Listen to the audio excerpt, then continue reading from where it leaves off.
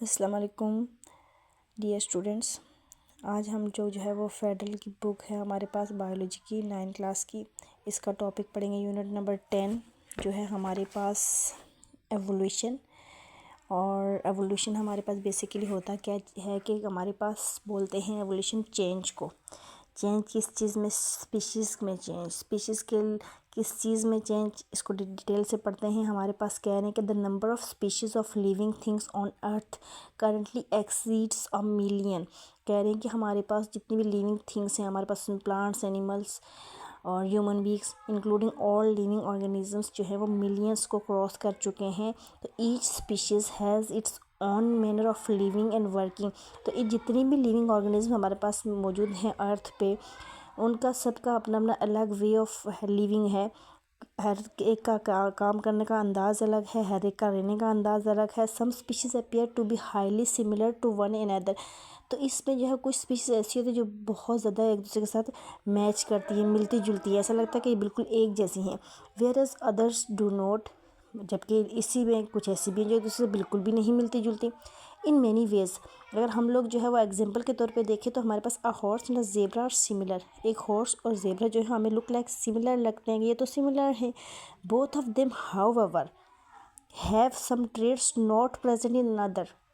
फिर भी एक जैसे लगने के बावजूद कुछ ऐसे करेक्टर्स हैं, ट्रेट्स मीन करेक्टर्स, खुसूसियात ऐसी हैं जो इनमें एक दूसरे को जो है वो अलग अलग जो है कैटेगराइज करती हैं कि ये लोग अलग अलग फैमिली से बिलोंग करते हैं, ये अलग स्पीशीज़ हैं। तो हमारे पास टेक्स्ट क्या है कि through the process of progressive transformation all of the species alive today evolve from earlier ones. हमारे पास जितनी भी जो है स्पीशीज़ मौजूद है, लिविंग ऑर्गेनिजम्स मौजूद है, वो सब पहले से मौजूद जो है वो हमारे पास स्पीशीज़ से इवॉल्व हुए हैं। One of the on the definition of evolution, अगर हम लोग डेफिनेशन की बात करें, एक लाइन में हम लोग एवोल्यूशन को एक्सप्लेन करें या डिफाइन करें तो is a change that occurs to living things over time. कह रहे हैं कि लिविंग थिंग्स का जो होता है चेंज होता है ओवर टाइम, एक टाइम पीरियड में लिविंग थिंग्स के अंदर जो चेंज आता है वो हमारे पास एवोल्यूशन कहलाता है। एवोल्यूशन के अंदर अगर चेंज आएगा तो चेंज जो होता है हमारे पास एवोल्यूशन के अंदर वो हमारे पास वेरिएशन कहलाता है। वेरिएशन हमारे पास क्या होगा फिर? Variations and evolution. मतलब नेक्स्ट टॉपिक हमारा है 10.1 कि वेरिएशन एंड एवोल्यूशन। हमारे पास वेरिएशन और एवोल्यूशन अलग अलग इसलिए बता दिए गए हैं कि ताकि पता चले कि डिफरेंस इनमें क्या है। एवोल्यूशन भी चेंज होता है और वेरिएशन भी चेंज होता है, बट ये चेंजेस अलग अलग हैं। क्या हैं इनको देखते हैं। नंबर हमारे पास है कि variation, the term variations refer to the differences in the traits displayed by member of the same species. Variation हमारे पास जो होता है वो सेम स्पीशीज़ के मेंबर्स के अंदर डिफरेंट ट्रेट्स होती हैं। मतलब स्पीशीज़ उनकी जो होती हैं वो सेम होती हैं लेकिन उनके अंदर खुसूसियात अलग अलग होती हैं। For instance, all domestic cats are members of the same species. They differ greatly in terms of size, coat color, eye color, hair length and other characteristics. अब हमारे पास हम लोग देखें तो हमारे पास कैट्स हैं, हमारे फिगर उसमें डायग्राम में भी नज़र आ रही हैं। डोमेस्टिक कैट्स, डोमेस्टिक मीन घरेलू, जो हमारी पास बिल्लियाँ होती हैं, पालतू बिल्लियाँ। इसमें देखें हमारे पास डिफरेंट कलर्स की कैट्स हैं। तो क्या कैट्स लुक लाइक मतलब सेम नज़र आ रही हैं हमें, बट क्या कह रहे हैं? Cats are same but in terms of size, coat colour, eye colour, उनकी आँखों का कलर, उनके हेयर का कलर, ये सारी कैरेक्टर्स जो होती हैं वो क्या होते हैं, इनमें अंदर वेरिएशंस होती हैं। ठीक है, इनके अंदर हैं, ये सारी की सारी एक ही स्पीशीज़ की हैं, सब सेम स्पीशीज़ से ताल्लुक़ रखती हैं, फैमिली इनकी एक। लेकिन नेक्स्ट इनकी क्या आ गया हमारे पास? वेरिएशंस आ गई इनकी फिज़िकल अपीयरेंस में हमारे पास आ रही हैं वेरिएशंस। नेक्स्ट हमारे पास क्या कह रहे हैं? Variations are beneficial for living organisms as it helps in increasing their chance of survival of their particular organism. These are desirable variations as it helps them to be more advanced and immune. अब हमारे पास क्या करेंगे, जो हमारे variations हैं, ठीक है, ये वेरिएशंस जो थी वो हमारे लिए बेनिफिशियल होती हैं। बेनिफिशियल क्यों होती है? अगर सारी की सारी चीज़ें सेम होंगी, बिल्कुल एक जैसी होंगी, अलग ही नहीं होंगी, तो डिफ्रेंशिएट करना कितना मुश्किल हो जाएगा। तो इसलिए जो वेरिएशंस होती हैं ये क्या होती है? हमारे पास डिज़ायरेबल होती हैं। डिज़ायरेबल इसलिए होती हैं, डिज़ायरेबल का मतलब क्या है कि हमारी अकॉर्डिंग टू आवर विल, हमारी मर्ज़ी के मुताबिक डिज़ायरेबल होती हैं, हमें चाहिए होती हैं, हम मतलब हमारे लिए बेनिफिशियल होती हैं। हेल्प्स क्या करती हैं? हमें हेल्प्स ये हमें हेल्प करती है रिवेज, ताकि हम लोग क्या कर सकते हैं, मोर एडवांस हो सकें और इम्यूनिटी हमारी जो है वो स्ट्रॉन्ग हो सके। ये variations can sometimes lead to a genetic defect. अब ये इनमें से कुछ वेरिएशन जो है वो जेनेटिक डिफेक्ट्स की वजह से भी होती है, hence becoming a harmful and undesirable variations. अब हमारे पास क्या करेंगे, ये वेरिएशंस जो होती हैं, ठीक है, हमारे पास जितनी भी वेरिएशंस होती हैं, चेंजेस होते हैं, तो वो क्या होते हैं, हमारे लिए बेनिफिशियल होते हैं। लेकिन इनमें से कुछ वेरिएशन ऐसी होती हैं जो जेनेटिक वेरिएशंस होती हैं, जीन्स के अंदर वेरिएशंस होती हैं, चेंजेस होते हैं, वो क्या होते हैं कि वो हार्मफुल होते हैं, डिफेक्ट्स कराते हैं हमारे पास, वो हार्मफुल होते हैं। तो you are already aware of the mitotic process. Meiotic process हमारे पास क्या है और माइटोटिक प्रोसेस हमारे पास क्या है, हम इसको भी देखेंगे। क्या है कि you are already aware of the meiotic process. Meiosis along with other factors serves as the main source of the variations. There are as follows. अब हम लोगों को जो है फर्दर इसको मूव ऑन करने से पहले हमें ये पता होना चाहिए कि माइटोटिक डिवीजन क्या है, मियोटिक डिवीजन क्या है, ये प्रोसेस कौन कौन से, इनको हम लोग देख लेते हैं थोड़ा सा रफ, क्योंकि नॉलेज तो है लेकिन यह फिर भी हम लोग इसको एक दफ़ा से रिमाइंड कर लेते हैं, रिकॉल कर लेते हैं। अभी तक हमने पढ़ा कि एवोल्यूशन हमारे पास बेसिकली क्या था, a change that occurs to living things over time. मतलब एक टाइम के अंदर जितना भी चेंज हो रहा है स्पीशीज़ के अंदर या लिविंग ऑर्गेनिजम्स के अंदर, वो हमारे पास एवोल्यूशन कहला रहा था। नेक्स्ट हमारे पास थी वेरिएशन हमारे पास क्या थी, क्या differences in traits displayed by member of the same species के अंदर हमारे पास जितने भी चेंजेस हो रहे थे वो हमारे पास वेरिएशंस कहला रहे थे। फिर डिज़ायरेबल वेरिएशंस कौन सी थी और अनडिज़ायरेबल वेरिएशंस थी, दो तरह की वेरिएशंस थी हमारे पास, ठीक है। डिज़ायरेबल वेरिएशंस थी एक और एक अनडिज़ायरेबल वेरिएशंस थी। नेक्स्ट हमारे पास था कि मियोसिस क्या होते हैं और माइटोसिस क्या होती है। उसने क्या बोला कि मियोटिक प्रोसेस मतलब क्या, मियोसिस मीन्स जिसके अंदर टू पेरेंट्स इन्वॉल्व होते हैं और ये सेक्शुअल प्रोसेस होता है रिप्रोडक्शन का, ये रिप्रोडक्शन का सेक्शुअल प्रोसेस होता है। नेक्स्ट हमारे पास होती है इसके ऑपोजिट दूसरी होती है माइटोसिस जो होती है वो सिंगल पेरेंट उसके अंदर इन्वॉल्व होते हैं, ठीक है, और ये असेक्शुअल रिप्रोडक्शन का मेथड होता है। अब हमारे पास नेक्स्ट हमारे पास इसके अंदर हमें ये पता होना चाहिए कि मियोसिस के अंदर जब टू पेरेंट्स इन्वॉल्व होंगे तो उसके अंदर गेमेट्स भी इन्वॉल्व होंगे। गेमेट्स हमारे पास क्या होते हैं कि रिप्रोडक्टिव ऑर्गन्स होते हैं।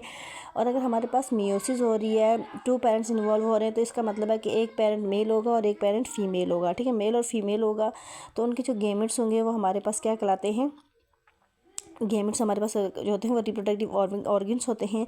और इसमें हमारे पास जो होते हैं वो क्रोमोसोम्स मौजूद होते हैं। क्रोमोसोम्स जो मौजूद होते हैं वो हमारे पास क्या करते हैं, बेसिकली जो है वो जितनी भी हमारी डेवलपमेंट होती है, न्यू स्पीशीज़ बनती हैं, वो सारी की सारी जो है वो किस पे डिपेंड करती है, क्रोमोसोम नंबर के ऊपर डिपेंड करती है। नेक्स्ट हमारे पास आ जाती है फर्टिलाइजेशन हमारे पास क्या होती है कि डेवलपमेंट, मतलब कि क्रोमोमैटिंग होती है हमारे पास मेल और फीमेल की। मियोसिस होती है, मियोसिस का प्रोसेस होता है, तो टू पेरेंट्स इसमें इन्वॉल्व होते हैं, उनकी रिप्रोडक्शन होती है जब, तो उसके अंदर हमारे पास क्या आती है, डेवलपमेंट होती है न्यू स्पीशीज़ की। उसके अंदर वो डेवलपमेंट होती कैसे, उस डेवलपमेंट को कंप्लीट करने के लिए, प्रोसेस को स्टार्ट करने के लिए पहले हमारे पास क्या होता है कि जो गेमेट्स हमारे पास मौजूद होते हैं, मेल और फीमेल गेमेट्स, ठीक है, मेल और फीमेल गेमेट्स में हमारे पास आ जाते हैं स्पर्म और एग आपस में जब फ्यूज़ होते हैं, स्पर्म हमारे पास मेल गेमेट कराता है और एग हमारे पास फीमेल गेमेट कराता है, ठीक है। ये दोनों आपस में जब फ्यूज़ होते हैं तो हमारे पास डेवलपमेंट का प्रोसेस जो है, फर्टिलाइजेशन का प्रोसेस स्टार्ट होता है। फिर देन हमारे पास डेवलपमेंट होती है, फिर हमारे पास न्यू स्पीशीज़ जो होती है वो फॉर्म हो जाती है। नेक्स्ट हमारे पास उसके बाद आ जाते हैं म्यूटेशंस हमारे पास क्या होती हैं, अभी इसी टॉपिक के अंदर आइए। हमारे पास चेंज इन क्रोमोसोम नंबर हमारे पास म्यूटेशन कहलाता है। फिर जीन फ्लो होता है, flow of gamete, genetic material, जितना भी हमारे पास जेनेटिक मटेरियल फ्लो होता है वो हमारे पास क्या कहलाता है, जीन फ्लो। अब हम लोग इसको टॉपिक को डिटेल से देख लेते हैं। नेक्स्ट हमारे पास ये जितने भी पॉइंट्स हैं कि कौन कौन से पॉइंट्स हमारे पास मौजूद हैं। हमारे पास मियोटिक प्रोसेस को हम लोगों ने थोड़ा सा समझ लिया ताकि हमें क्लियर हो सके कि मियोटिक प्रोसेस होता है क्या बेसिकली, ठीक है।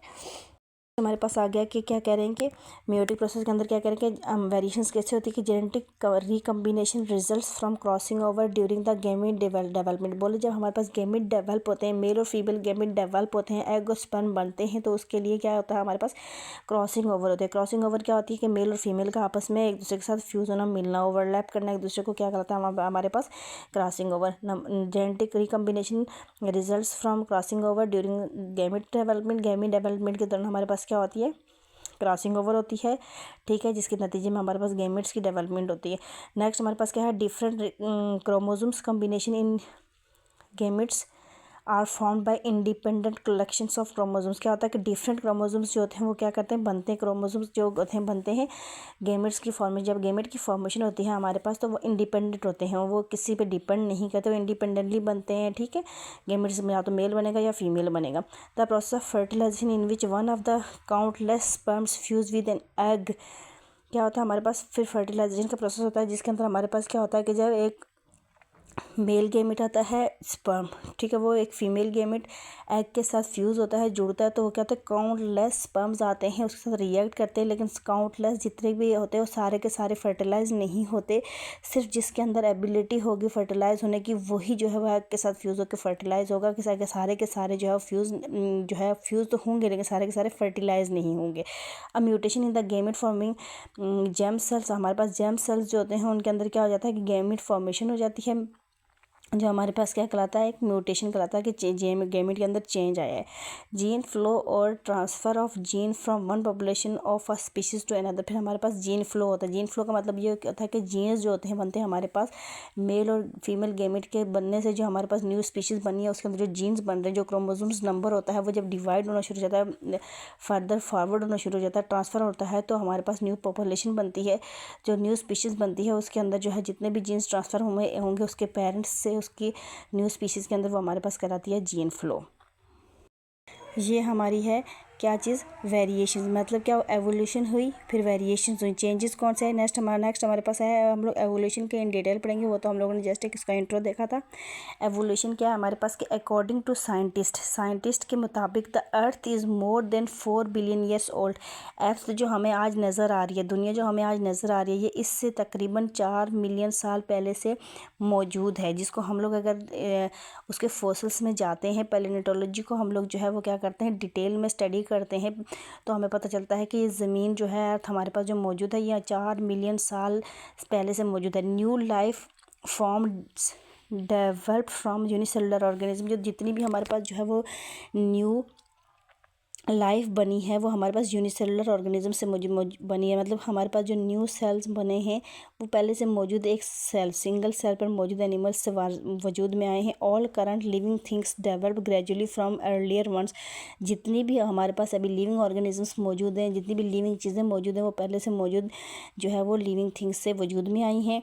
तो evolution is the gradual alteration of populations or species traits over time in response to the environmental condition. हमारे पास एवोल्यूशन की डेफिनेशन यहाँ पे आके क्या हो गई कि evolution is a gradual alteration of population और स्पीशीज़ की खसूसियात में या पॉपुलेशंस की खसूसियात में जो तब्दीलियाँ आहिस्ता आहिस्ता आती गई हैं वो हमारे पास क्या कहलाया है, evolution.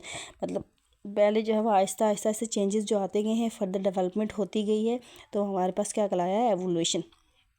Evolutionary changes can always be passed on. Evolutionary changes can always be passed on the next generation। हमारे पास क्या कह रहे हैं, जितने भी एवोल्यूशनरी चेंजेस आते हैं तो वो हमारे पास क्या होता है नेक्स्ट जनरेशन में भी फर्दर क्या होते हैं मूव आउट हो जाते हैं, ट्रांसफ़र हो जाते हैं।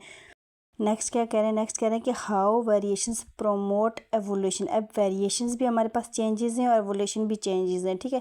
वेरिएशंस हमारे पास जो है वो फिजिकल अपीयरेंस में चेंजेस आ गए कुछ, ठीक है, और एवोल्यूशन जो है हमारे पास जो है वो क्या हुआ, पुरानी चीज़ों से नई चीज़ें बनना हमारे पास एवोल्यूशन कहलाया। अब ये वेरिएशंस जो हैं वो एवोल्यूशन को प्रोमोट कैसे करती हैं। Some individuals of a population may have an advantage other members of as a result of population variation. क्या करें कि हमारे पास कुछ ऐसे इंडिविजुअल्स हैं जिनकी पॉपुलेशन अगर जो है वो उसको किस चीज़ का फ़ायदा है कि वो क्या करते हैं उसको अगर रिजल्ट्स ऑफ पॉपुलेशन एक के चेंज होने के, एक के अंदर अगर कोई तब्दीलियाँ आती हैं, कोई चेंजेस होते हैं, उससे दूसरी पॉपुलेशन को क्या होता है, बेनिफिट मिलता है। वो कौन सा benefit, these individuals will be able to have more progeny, consequently the population will gradually see more instances of that specific variant. With these variations they will have a better chance of surviving and procreating. That's evolution. अब हमारे पास evolution क्या होती है कि एक अगर species के अंदर या किसी इंडिविजुअल के अंदर या किसी इंडिविजुअल की पॉपुलेशन के अंदर हमारे पास क्या होता है, एवोल्यूशन की या पॉपुलेशन के इंडिविजुअल के अंदर कोई चेंज आता है तो उससे दूसरे मेंबर को क्या होता है, फ़ायदा होता है, वो उसके रिजल्ट के तौर पर बेनिफिट उठाते हैं। वो बेनिफिट उठाती है तो क्या होता है कि उससे उसको जो है वो अपनी लिविंग, उसका जो वे ऑफ लिविंग होता है वो बेटर हो जाता है, उसको जो है सर्वाइव करने में फ़ायदा हो जाता है। वो उसके फ़ायदे से अपने आप उसको, अगर उसके अंदर चेंज आ रहा है, उसके अंदर वेरिएशन आ रहा है, तो उस वेरिएशन से, उस चेंज से वो अपने लिए क्या कर निकालती है, फ़ायदा निकालती है। An inherited trait or a group of traits that increase an organism's chance of survival in specific environmental condition is known as an adaptation। Next हमारे पास क्या आया, कि किसी स्पीशीज़ के अंदर चेंज आया। क्या पढ़ा हम लोगों ने कि अगर किसी इंडिविजुअल में कोई चेंज आता है तो वो चेंज उसके लिए बेनिफिशियल साबित होता है। कैसे साबित होता है? अगर वो चेंज जो है वो इनहेरिटेड ट्रेट है, या तो उसको विरासत में मिला है, या जो है वो उसकी खुसूसियात चेंज हुई हैं, तो उसके अंदर क्या होता है, वो ऑर्गेनिजम्स को सर्वाइव करने में हेल्प करती है कि वो इन्वायरमेंटल कंडीशंस को क्या कर सकता है, उसके अंदर अपने आप को अडॉप्ट कर सकता है। कैसे अडॉप्ट कर सकता है अपने आप को? कि क्या करेगा कि members of a species population will compete with one another for resources। अब क्या होता है कि वो रिसोर्सेज के लिए क्या करते हैं, कम्पीट करते हैं, एक दूसरे के साथ मुकाबला करते हैं। मुकाबला कैसे करते हैं? अब इन्वायरमेंट, कुछ ऐसे ऑर्गेनिजम्स होते हैं जो कि अगर इन्वायरमेंट में उनको रहना है तो उसके रहने उनमें उस इन्वायरमेंट में उनको एडजस्ट करने के लिए क्या होता है, बहुत सारी चीज़ों के साथ कम्पीट करना पड़ता है। तो वो क्या होता है, वो कैसे कम्पीट करेंगे? अगर वो एक ही चीज़ अगर है, कोई ऑर्गेनिज्म है, वो अगर दूसरी स्पीशीज़ को, एक और स्पीशीज़ जो है वो अगर उसका प्रे कर रही है, उसको खा रही है, तो उसकी स्पीशीज़ तो ख़त्म हो जाएंगी। लेकिन क्या होता है कि वो अडॉप्टेशन करते हैं। अडॉप्टेशन कैसे करते हैं? वो अडॉप्ट करेंगे कि अपने फ़ायदे के लिए वो उन स्पीशीज़ को क्या करेंगे, यूज़ करेंगे, लेकिन वो कंप्लीट तौर पर ख़त्म नहीं करेंगे।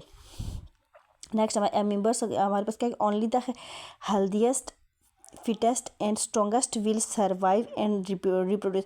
अब हमारे पास अगर एक इन्वायरमेंट है, एक इकोलॉजिकल हमारे पास क्या है, इन्वायरमेंट है, उसके अंदर बहुत सारी डिफरेंट स्पीशीज़ रह रही हैं। अगर वो स्पीशीज़ जो है वो compete कर सकेंगी तो वो सर्वाइव करेंगी, लेकिन compete नहीं कर सकेंगी तो वो क्या हो जाएंगी, या तो डिसक्वालीफाई हो जाएंगी, या मतलब वो ख़त्म हो जाएंगी, ख़त्म हो, बिल्कुल मतलब हमारे पास डिसअपियर हो जाएंगी। तो कैसे डिसअपियर होंगी? उनको दूसरी स्पीशीज़ क्या कर लेंगे, अपना प्रे बना लेंगे। तो क्या होता है कि वो कम्पीट करते हैं, तो अडॉप्टेशन हासिल करने के लिए वो वेरिएशंस जो उनके अंदर चेंजेस आते हैं, वो उन चेंजेस को क्या करते हैं, अडॉप्ट करते हैं। नेक्स्ट हमारे पास क्या करेंगे, on if food over water is in little supply. अगर हमारे पास पानी के ऊपर फूड या वाटर जो है हमारे पास उसकी सप्लाई कम हो जाए, तो there is a little room for sharing, हमारे पास रहने के लिए जगह कम हो, and there aren't many available parents और हमारे पार्टनर्स, और हमारे पास जो है वो ज़्यादा पार्टनर्स ना हो, तो हम क्या करेंगे? इसकी एग्जांपल क्या करें हमारे पास कि अडॉप्टेशंस क्या होती हैं, वेरिएशंस जो होती हैं वो एवोल्यूशन को प्रमोट कैसे करती हैं। वेरिएशंस जो होती हैं वो एवोल्यूशन को ऐसे प्रमोट करती हैं कि वो ये करती हैं कि वो अपने आप को अडॉप्ट करती हैं। अडॉप्ट कैसे करती हैं? अगर हमारे पास एक ही रूम है, उसके अंदर हम लोग 15-16 बंदे, 20 बंदे अगर हम लोग रहेंगे तो क्या होगा, स्पेस कम होगी, कार्बन डाइऑक्साइड ज़्यादा प्रोड्यूस होगी, रहना मुश्किल हो जाएगा, हमारे पास ऑक्सीजन की कमी हो जाएगी, फूड की कमी हो जाएगी, हमारे पास स्पेस जो है वो कम होगा। तो क्या होता है, हम लोग क्या करेंगे फिर, उसमें से जो वहाँ हम लोग रह सकता है, उसको अफोर्ड कर सकता है, तो वो रह लेगा। बाकी जो है आहिस्ता आहिस्ता छोड़ते चले जाएंगे रूम को, तो क्या हो जाएगा, इंडिविजुअल 1 या 2 रह जाएंगे। और अगर वो उसको जो है वो क्या कर लेंगे, या तो फिर वो उसको अडॉप्ट कर लेंगे कि हाँ भाई हम इसी कंडीशन में रहना चाहते हैं, हम लोग रह लेंगे। इसके अलावा अगर हमें खुराक की कम सप्लाई हो रही है, या हमें वाटर की सप्लाई कम हो रही है, तो हम क्या करेंगे, फिर अडॉप्टेशन करते हैं कि हम लोग उसको डिस्ट्रीब्यूट कर लेते हैं, जगह चेंज कर लेते हैं, हाफ ऑफ कर लेते हैं, मतलब हर चीज़ को क्या करना है, अडॉप्ट कर लेते हैं। अडॉप्ट करने से हमारे पास क्या होता है कि एवोल्यूशनरी जितने भी चेंजेस हमारे पास आते हैं, तो अडॉप्टेशन हमें जो है वो इन्वायरमेंट के अंदर रहने के लिए बेनिफिशियल साबित होती है। तो यहाँ तक हमारा ये वाला टॉपिक ख़त्म होगा। नेक्स्ट हमारे पास आएगा थ्योरी, जो थ्योरी हो गई हमारे पास नेचुरल सिलेक्शन किसकी है, वो इसको हम लोग जो है वो इन डिटेल नेक्स्ट टॉपिक में पढ़ेंगे। उम्मीद है कि यहाँ तक आपको समझ आया होगा। अगर आपको कुछ भी इससे फ़ायदा हुआ होगा तो अच्छा लगेगा कि मैंने जो भी एक्सप्लेन किया आप लोगों को उससे फ़ायदा पहुँचा। तो थैंक यू।